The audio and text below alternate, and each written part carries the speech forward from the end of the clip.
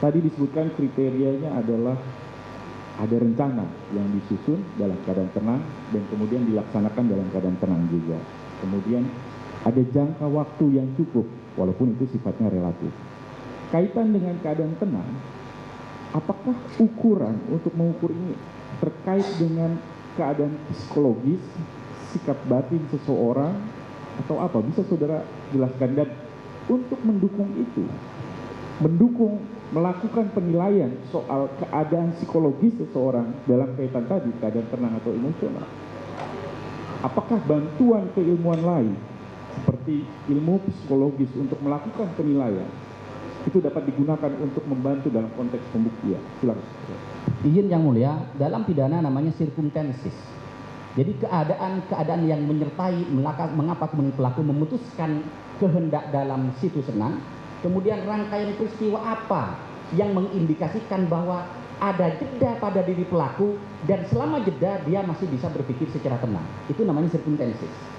Maka dalam konteks kasus misalnya sangat mungkin alat bukti yang bisa menjelaskan adalah keterangan saksi pada saat pelaku memutuskan situasi dalam tenang itu. Di sini pentingnya kemudian menjelaskan motif.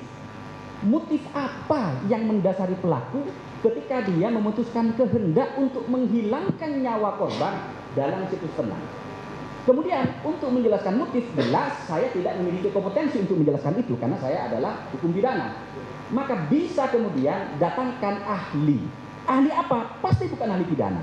Karena ahli pidana itu tidak pernah belajar tentang ilmu kejiwaan. Padahal kalau kita membaca bukunya Lamintang, di situ dijelaskan bahwa Simon mengatakan hal yang paling penting di dalam 38 kondisi kejiwaan. Saat pelaku memutuskan kehendak dalam situs tenang, saat ada jeda, kemudian saat melaksanakan kehendak itu. Maka disinilah pentingnya ahli psikologi dihadirkan seperti itu. Kalau ahli psikologi bilang gimana itu kan, maka nanti tergantung apakah hakim akan menerima itu atau tidak. Kalau saya jelas tidak kompeten untuk menilai bahwa dalam perkara ini pelakunya itu dalam situasi tenang. Karena saya hanya menjelaskan berdasarkan parameter-parameter di dalam penjelasan pasal 30. Maka kalau kemudian ada ahli psikologi yang bisa menjelaskan, tinggal dijelaskan saja gimana hasilnya. Karena biasanya dia punya metodologi yang kita harus menghormati itu. Jadi misalnya begini, ada orang, saya termasuk orang yang mengatakan kalau terhadap kasus tertentu dia menggunakan perspektif ilmu yang lain, misalnya psikologi, dia punya metodologi, saya harus menerima itu. Kenapa? Saya nggak punya keahlian selain menerima, kecuali memang metodologi yang digunakan ternyata tidak valid, misalnya karena ada manipulasi.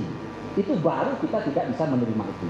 Sepanjang metodologi itu rasional dan itu diterima sebagai apa? Metodologi baku di dalam melihat apakah memang ada situasi tenang, ya, baik saat memutuskan maupun ada jeda waktu, maka saya kira itu perlu untuk diterima sebagai alat bukti di dalam mengungkap suatu fakta. Demikian. Terima kasih saudara ahli.